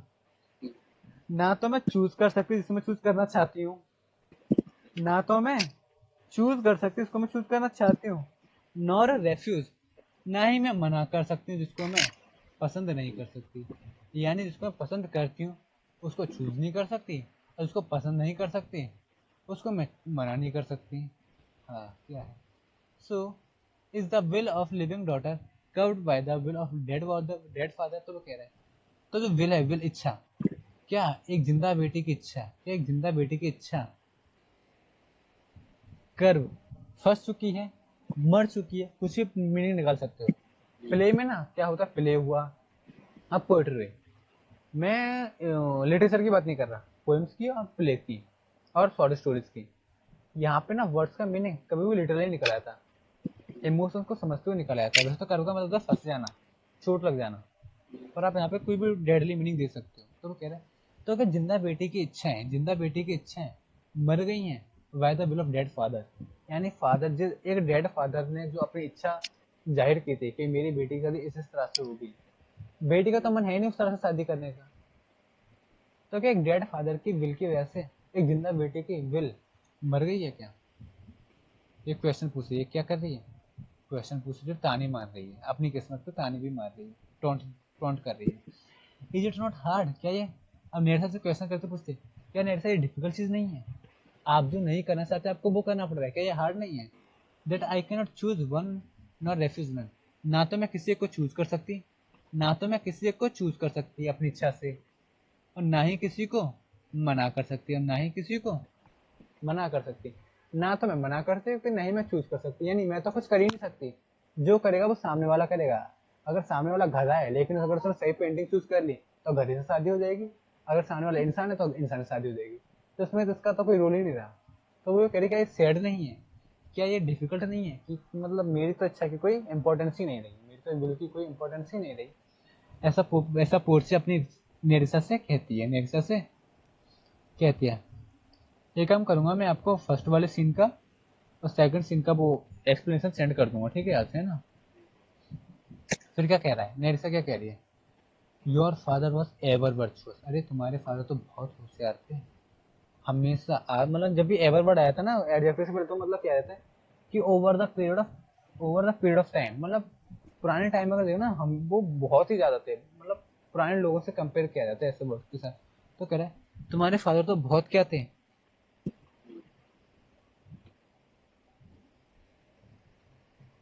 2 सेकंड रुकना, तुम्हारे फादर तो बहुत ही ज्यादा क्या थे, होशियार थे। मोर इसको लिख सकते हो extreme moral man, extreme intelligent, कुछ भी लिख सकते हो, है ना। And a Holi man eight there death have good inspiration, eight there and Holi man eight there death have good inspiration. और वो कह रहे हैं जब ऐसे होली मैन, जब ऐसे पवित्र लोग जब जाते हैं तो वो ना एक अच्छी अच्छी यादें छोड़ कर जाते हैं, वो एक बहुत अच्छी अच्छी इंस्पिरेशन छोड़ कर जाते हैं। वो क्या करके आते, छोड़ के जाते हैं। अब यहाँ पे एड का मतलब पता है, एट डेथ का मतलब क्या है, छोड़ कर जाना, डेथ पर छोड़ कर जाना, यहाँ पे एड का मतलब चेंज हो गया। तो ऐसे लोग ना जब जाते हैं तो वो काफी सीखने वाली चीजें देखकर छोड़ कर जाते हैं, काफी सीखने वाली चीज छोड़ कर जाते हैं, इंस्पिरेशन छोड़ कर जाते हैं।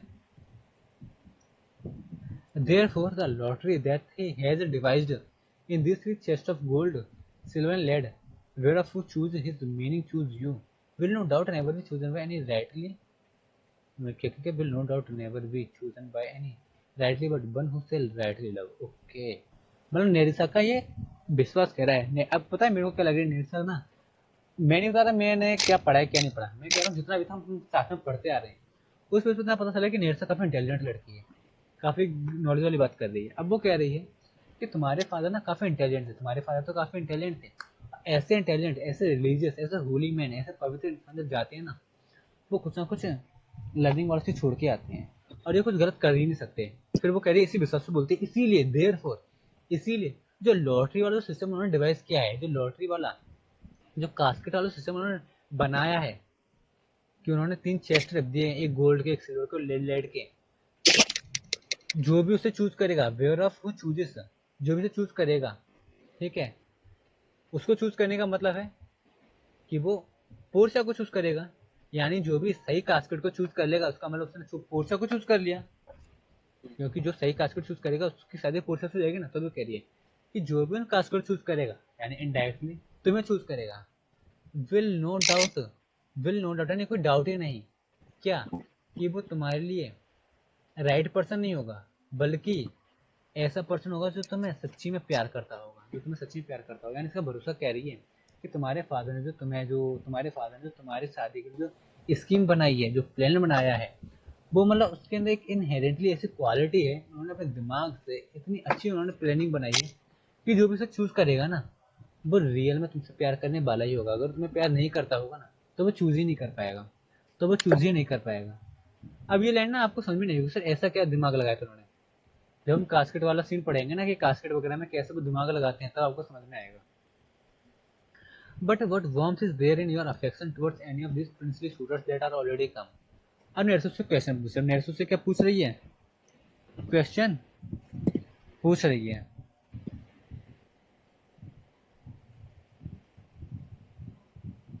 वो कह रहे बताओ मुझे, क्या इनमें से कोई शूटर है जिसको तुम लाइक करते हो और वो आ गया हो।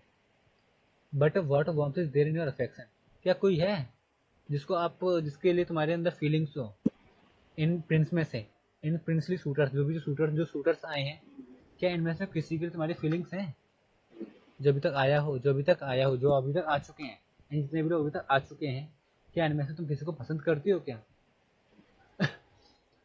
आई थिंक वो नहीं आया अभी तक, वो नहीं आया, क्या कहते हैं, कौन नहीं आया, आपका बसैनियो। ये पोर्ट से सर कहती बिल्कुल है, लोग की मुलाकात से। हाँ वही तो कह रहे हैं, हाँ। मैं तो सैलो की नहीं मिला, उनकी जिंदगी में सैलो की नहीं आया, जिसकी वजह से प्ले बढ़ेगा आगे तक।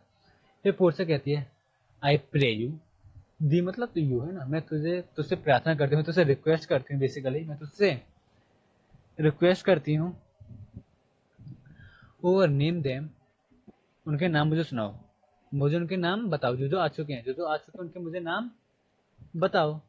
एज दो नेम्स टू देम, उनके तुम मुझे नाम बताओ, ठीक है, जैसे तुम उन्हें नेम दोगी, आई विल डिस्क्राइब देम, तुम मुझे नाम बताओ, मैं तुम्हें डिस्क्राइब करूंगी। पोर्टर जादू जादू ही दिखा रही है, क्यों, मैं तुम्हें डिस्क्राइब करूंगी।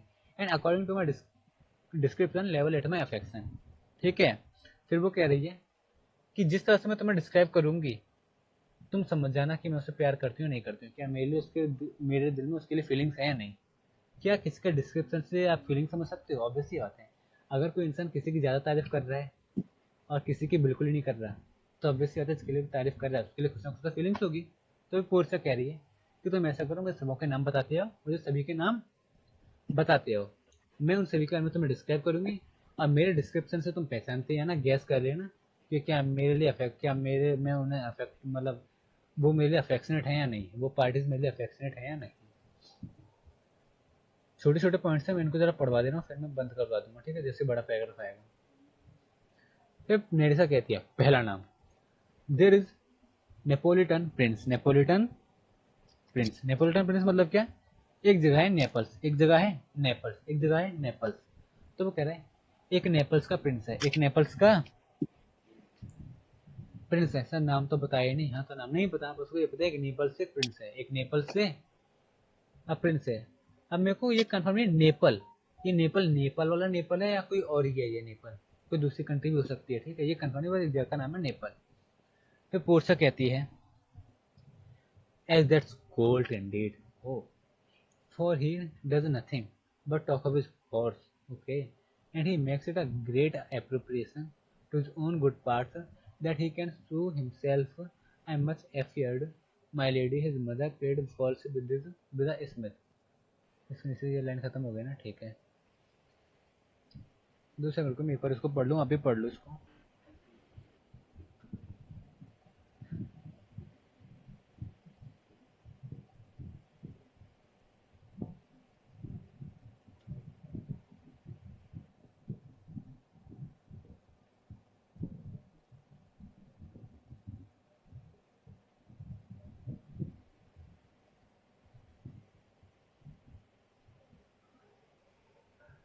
ठीक है, ये वाले थोड़ी अजीब है, थोड़ी अजीब मतलब क्या, थोड़ा गलत बोलती है ये, थोड़ा पोर्च से गलत बोलती है यहाँ पे। कॉर्ड मतलब होता है घोड़े की कैटेगरी होती है स्टैलियन, अगर आपने कोई पढ़े हो तो स्टैलियन, स्टैलियन होते हैं, डोंकी होते हैं। तो हॉर्स की एक तरह की कैटेगरी होती है, हॉर्स की क्या होती है, कैटेगरी होती है। तो वही कह रहे हैं, तो वो कह रही है ओह वो घोड़ा, वो उस इंसान को क्या बोलती है, ओ वो हॉर्स, वो घोड़ा, मतलब वो उस इंसान को घोड़े ही बोल के बुलाती है वो, ओ वो घोड़ा। क्योंकि अब वो ऐसा क्यों कहती है वास्तव में, क्योंकि वो ऐसा क्यों कहती है, उसको घोड़ा क्यों कहती है, he does nothing but talk of his horse, क्योंकि वो कुछ नहीं करता सिवाय अपने घोड़े के बारे में बात करने के, सिवाय अपने घोड़े के बारे में बात करने के, यानी वो घोड़े का शौकीन है। पोर्चा पोर्चा की बातों से लग रहा है कि वो घोड़े का क्या है, शौकीन है। और पोर्चा ने क्योंकि उसको घोड़ा बोला तो इससे हमें ही पता चल पा रहा है कि सर उसकी कोई रेस्पेक्ट भी नहीं करती, उसकी रेस्पेक्ट भी नहीं करती, फीलिंग्स तो दूर की बात है, रेस्पेक्ट ही नहीं करती। मैंने ऐसा किसी को थोड़ी बोला कि जंगली घोड़ा, जंगली घोड़ा ऐसे थोड़ी किसको बोल देखते हो कि एक तरह की एब्यूज हो गई, तो गलत लैंग्वेज हो गई। He makes it a great appropriation, he makes it a great appropriation to his own good parts that he can show himself. ठीक है, तो वो कह रहा है कि ये बहुत बातें बनाता है, ये बहुत बातें बनाता है, क्या वो कह रहा है। अच्छा पहले मैं इसका बता दूं, इस पूरे से अगर मैं बताऊं तो ही मेक्स इट यहाँ तक का क्या कह रहा है, उसे लगता है, उसे लगता है ही makes it a great appropriation, appropriation का मतलब यहाँ पे आपके पार्ट दिया हुआ है, आप उसको क्रेडिट भी लिख सकते हो, ठीक है, क्रेडिट भी लिख सकते हो, क्रेडिट, क्रेडिट मतलब वही गुडविल, आई मीन आपने अच्छे अच्छे वर्ड बताए थे ना एंटोनियो के लिए, जब वो अपने क्रेडिट वर्डिनेस चेक करता है, रेप्यूटेशन, तो वो कह रहा है उसको लगता है, पोर्सा कह रही है, पोर्सा कह रही है कि इस इंसान को लगता है, इस इंसान को लगता है किसी काफी रेप्यूटेशन है, काफी रेप्यूटेशन है, काफी रेप्यूटेशन है, किस बात के बेस पे, कि वो अपने घोड़े को किक मार सकता है, वो अपने घोड़े को क्या मार सकता है, सूज मार सकता है, अपने घोड़े की तरह, सॉरी घोड़े की तरह लात मार सकता है, यानी इसकी जो किक है वो काफी पावरफुल है, वो काफी क्या है, पावरफुल है, इसकी किक क्या है, थोड़ी पावरफुल है। तो वो सोचता है क्योंकि वो घोड़े की तरफ लात मार सकता है, तो इसको लगता है कि ये काफी पॉपुलर इंसान है, काफी पॉपुलर इंसान है, रियल में है नहीं। ये पोर्शा कह रही है उसका मजाक उड़ाते हुए कि इस गधे को ऐसा लगता है कि क्योंकि ये घोड़े की तरह लात मार सकता है तो ये बहुत फेमस इंसान होगा, पर इसके अकॉर्डिंग तो ये घोड़ा ही होगी, ये जानवर ही हो गया, जानवर से लात मारता है, जानवर की अच्छा बातें करता है। सर, ठीक यहाँ है, पर वर्ड तो शू दिया है लेकिन। हाँ सू मतलब किक मारने से, सू कहाँ पे पहनोगे, मैंने बोला ना कि इन जगहों पे ना तो पोएट्री में और ना ही इन प्ले वगैरह में आप एग्जैक्ट लिटरल मीनिंग पे नहीं जा सकते हो, है ना। ही कैन सू, सू का मतलब कोई वर्ब ही नहीं होती, कैन के बाद क्या है, वर्ब आएगी ना। सू का मतलब क्या वर्ब हुआ, किक मारना, अब यहाँ पे सू का मतलब क्या हो जाएगा, किक मारना, क्या हो जाएगा, किक मारना। तो मैं उड़ाते हुए कहती है कि वो अपने कि वो घोड़े को किक मार सकता है, तो बिल्कुल अपनी इंसल्ट ही कर रहा है, वो क्या कर रहा है, उसे लगता है कि उसकी तारीफ हो रही है, उसको लग रहा है कि उसकी वो रेपुटेशन वाली बात है, बट वो क्या कर रहा है, अपने आप को लात मार रहा है, पोर से कह रहे वो अपनी बेइज्जती करता है, वो ये वाली बातें कह के, वो ये वाली बातें कहकर अपनी बेइज्जती करता है, फिर कह रहे हैं आई मस्ट अफियर, यानी एफ्रेड, एफ्रेड का डर, डरना, मुझे डर है, मुझे डर है माई लेडी, यानी नेरिसा, माई लेडी मतलब नेरिसा को रेफर कर रही है। तो ध्यान रखना जब भी ये पोर्शन माई लेडी बोलेगी तो हर बार अब यहाँ पे किस क्या बढ़ाएगा, नेरिसा से। तो कह रही है नेरिसा मुझे डर लगता है, मुझे डर लगता है कहीं उसकी, कहीं उसकी मदर का रिलेशन किसी स्मिथ के साथ तो नहीं था, किसी स्मिथ के साथ तो नहीं था, किसी घोड़े वगैरह का ध्यान रखने, कोई ऐसे इंसान के साथ तो नहीं था जो घोड़े का ध्यान रखता हो, जो घोड़े का ध्यान नहीं सर। रखता हो। ब्लैक स्मिथ का अगर मैं एग्जैक्ट मीनिंग अगर आपको मैं बताऊं तो आप इसको समझ सकते हो, वो आयरन वाला, लोहे वाला, जो लोहे की चीजें बनाता है, लोहे की सर चीजें। उसका घोड़े से क्या रिलेशन? घोड़े से क्या रिलेशनशिप है, सर मेरे हिसाब से यहाँ पर शू का कुछ और ही मतलब है। जो आयरन स्मिथ होते हैं ना, आयरन स्मिथ, वो क्या करते हैं, वो शूज बना सकते हैं, नहीं बना सकते हैं, अगर वो लोहे के शूज बना देंगे तो जो इंसान उस शूज को पहनेगा और किक मारेगा उसे एक एक पावरफुल लगेगी नहीं लगेगी, जो इंसान आयरन के शूज को पहनेगा उसे एक एक पावरफुल लगेगी या नहीं लगेगी, पर सर लगेगी। सर आपकी बात ठीक है, लेकिन वो आयरन के सूत्र मतलब घोड़े से वहां पर कंपैरिजन कैसे? अरे मतलब कहने का मतलब ये है कि अपने शू को कंपेयर कर रहा है कि वो ना, क्योंकि उसके पास शूज, आप इसको आप ऐसे तो कह नहीं सकते उसके पास आयरन का शूज है, ऐसा नहीं है, लेकिन आप इसको ऐसे समझोगे कि सपोज उसके पास आयरन का शूज है, तो आयरन का शूज समझ के ना वो ऐसे बिहेव करता है, मतलब आयरन का शूज समझ के वो ये अपने आप को ना अपनी तारीफ समझता है। आयरन का शूज रख के वो अपनी तारीफ समझता है कि वो घोड़े की तरह स्ट्रांग है, घोड़े की तरह स्ट्रांग है। पर आयरन का शूज रियल में पहनता नहीं, तो एक इल्यूजन क्रिएट किया जा रहा है। तो यहाँ पर शू का मतलब शूज से नहीं है, एक मानने से है। अब वो कह रहे हैं, अब उसको अगर आप इल्यूजन वाले सिचुएशन में लेके आओगे तो इल्यूजन वाले सिचुएशन में सेंटेंस का मीनिंग क्या निकलेगा। तो पोर्सा कह रही है मुझे डर है, मुझे डर है कहीं ऐसा तो नहीं उसकी मुझे डर है कि कहीं उसकी क्या मदर मदर मम्मी कुछ भी कर लो, हाँ मुझे डर है कि उसकी मम्मी का उस ब्लैक स्मिथ के साथ कोई अफेयर तो नहीं था जिसकी वजह से उन्होंने एक ऐसा शूज बनाया हो। बने ऐसे शूज तो बनते नहीं है ना, ऐसे शूज तो बनते नहीं है। तो टोंट मारते हुए गलत लैंग्वेज में बोल रही है बेसिकली। फिर नेरिसा कहती है दूसरे के बारे में, then there the County Palatine, County Palatine, ये थोड़ा नाम सही सा लग रहा है, थोड़ा नाम सही सा लग रहा है। फिर वो कह रही है एक और है, एक और है वहाँ पे अकाउंट है ना पेलेंटाइन से, कहाँ से, पेलेंटाइन से, पोर्सिया। यानी हो सकता है, अब पोर्सिया इनके बारे में डिस्क्रिप्शन कैसे बता रही है, आपको क्वेश्चन में आ रहा होगा कि पोर्सिया को कि तो शादी करनी है, इनको पता कैसे होगा, मेरे यहाँ से पूछने का। है ना। तो बेसिकली क्या होता है ना, जब लोग शादी करने आते हैं तो एकदम से नहीं आता, सडनली।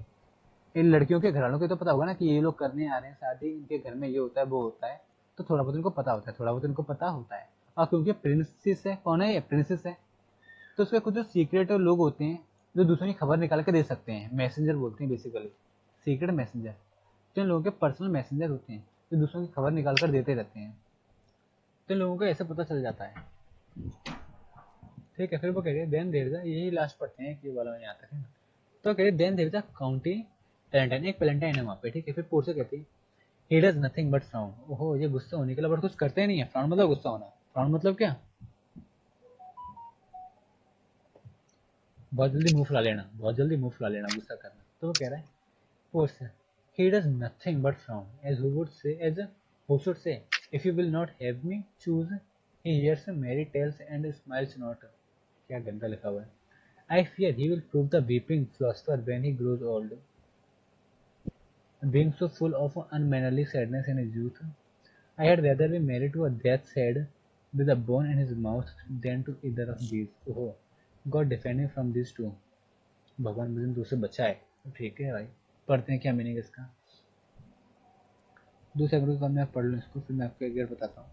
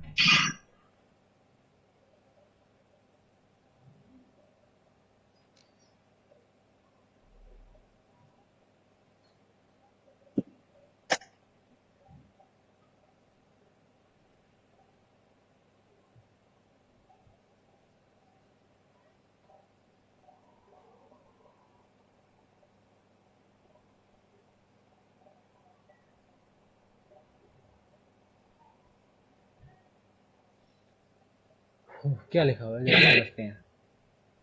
वो कह रहा है ही डज नथिंग, नाम सुनते ही बोलती है he does nothing but sound, ये गुस्सा करने के अलावा कुछ करते नहीं है, जो ये गुस्सा करने के अलावा कुछ करता ही नहीं है।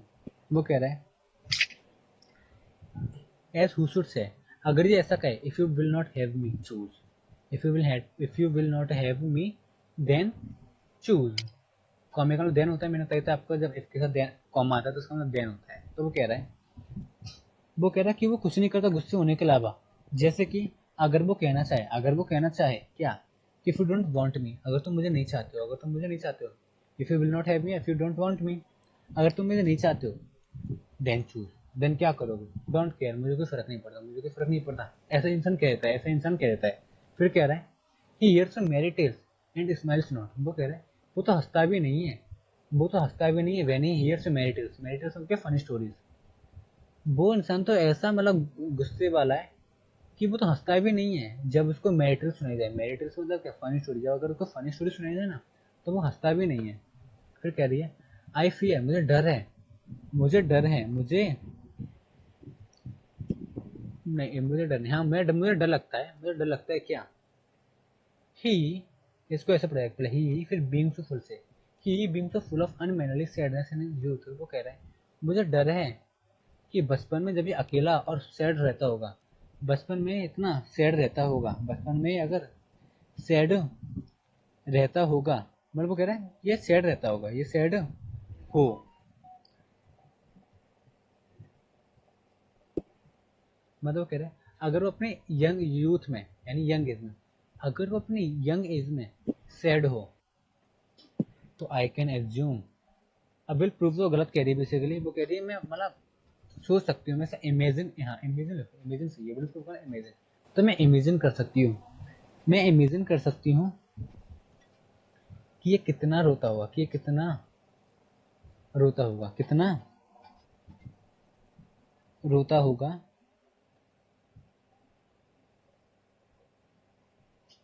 As an old man. इस पूरे का लिखना है एज एन ओल्ड मैन।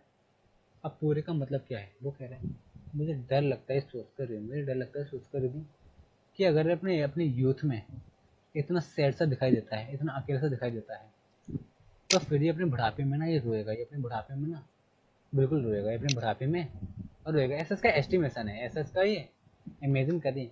इसका पता नहीं, इसको पास्ट एक्सपीरियंस हो सकता है जिसमें इसने देखा हो कि जो लोग इतने सैड रहते हैं और अकेले रहते हैं, इतने गुस्से में भी रहते हैं, ये बाद में आके रोते हैं। ये इसका एस्टिमेशन हो सकता है, कुछ भी हो सकता है। फिर कह रही है I had rather be married to a death's head with a bone in his mouth than to either of this. फिर वो कह रही है ए भगवान, वो कह रही है इन दोनों से शादी करने से तो अच्छा है, इन दोनों से मतलब क्या, इससे और पीछे वाले से, इन दोनों से शादी करने से तो अच्छा है कि मैं किसी भी मरे हुए इंसान के सर से शादी कर लूं, जिसके अंदर केवल क्या हो, बोन हो, जिसके मुंह में क्या हो, एक बोन, हड्डी हो बेशक उसके मुंह में, मैं ऐसी डेड बॉडी से शादी कर लूंगी, लेकिन इन दोनों से ना करें, इन दोनों से मेरी शादी ही ना कराएं। फिर ये लाइन अच्छी है, लड़कियों को तो याद होनी चाहिए, इंग्लिश में कैसे बोलते हैं, भगवान बचाए मुझे इन दोनों से, God defend me from this two, भगवान बचाए मुझे इन दोनों से। वो से प्रे करते हुए कह रहे भगवान बचाए मुझे इन दोनों से, इन दोनों से मेरी शादी होनी भी नहीं चाहिए, इन दोनों से तो मेरी शादी होनी भी नहीं चाहिए। फिर आई थिंक आपको दो और होंगे, चार शूटर्स आए थे, एक अच्छे। ये रहा, नहीं स्टार्टिंग में चार की बात की थी ना, नहीं तो नहीं यहाँ नहीं पे फिर पांच भी हो गए, फिर दो ये हो अरे गए, कहाँ हुआ। हाँ फिर आपका एक ये हो गया, एक ये हो गया, बस है ना, सिक्स हो गए आपके। चलो यहाँ तक ही करो, और एक मेरा काम है जो मेरे को करना है, आपको यहाँ तक का मैं देखता हूँ, एक्सप्लेनेशन सेंड करता हूँ, ठीक है, वैसे आपकी बुक में लिखा हुआ है, आप दोनों को रेफर करोगे थोड़ी क्लैरिटी मिल जाएगी, थोड़ी और डिटेल में क्लैरिटी मिल जाएगी, ठीक है, पीडीएफ में सेंड कर दूंगा आपको, है ना।